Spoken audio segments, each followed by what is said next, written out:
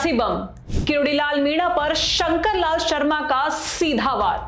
तो क्या युवाओं की एकता ने किरोड़ीलाल मीणा के भाई को हराया? क्या किरोड़ीलाल से खफा है शंकर लाल शर्मा? नमस्कार, मैं हूं आपके साथ ज्योति शर्मा। दौसा में बीजेपी की अंदरूनी लड़ाई अब सड़क पर नहीं मंचों पर गूंजने लगी है। पूर्व विधायक शंकर लाल शर्मा, जिनकी चुप्पी हमेशा पार्टी को पहाड़ जैसी भारी लगती थी, लेकिन इस बार उनके अंदर का धधक रहा ज्वालामुखी फट पड़ा है और अपने शब्दों से उन्होंने ऐसी चोट की है कि वहां मौजूद नेता भी समझ गए कि ये कोई साधारण बयान नहीं बल्कि सीधा प्रहार है।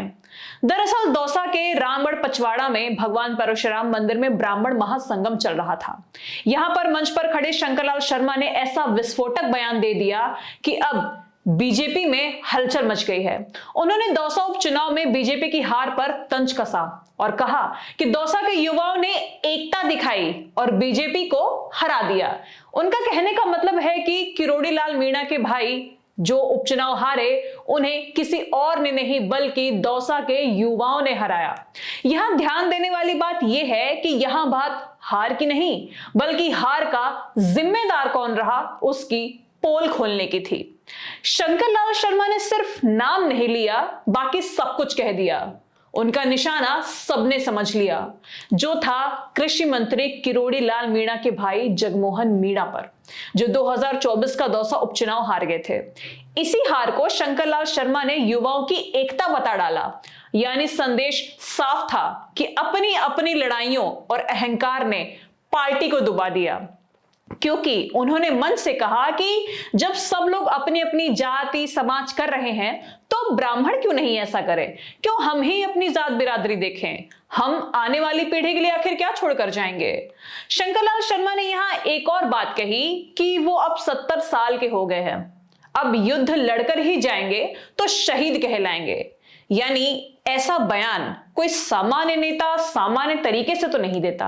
ये तभी होता है जब अंदर लावा जमा हो और आखिरकार वो फट जाए। शंकरलाल शर्मा यही नहीं रुके, उन्होंने ये भी कहा कि पहले विधानसभा में 60 ब्राह्मण विधायक होते थे, पर अब गिने चुने ही क्यों रह गए हैं? क्योंकि एकता खत्म हो गई है। उन्होंने सीधे सवाल दागा कि क्या सबको साथ लेने का ठेका हमने ही ले रखा है? शंकरलाल शर्मा का यह बयान साफ बताता है कि ब्राह्मण समाज के भीतर सियासी नाराजगी अब अपने उबाल पर है, वो भी तब जब भजनलाल शर्मा के रूप में एक ब्राह्मण प्रदेश का मुख्यमंत्री है। और इसमें सबसे चौंकाने वाली बात यह रही कि लालसोट विधायक रामविलास मीणा ने भी शर्मा की बातों को समर्थन दिया।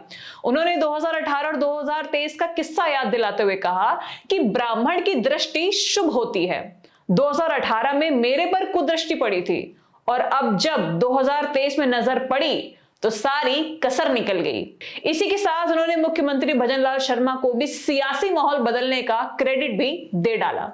अब यहां पर बड़ा सवाल यह है कि बीजेपी में आखिर ये चल क्या रहा है?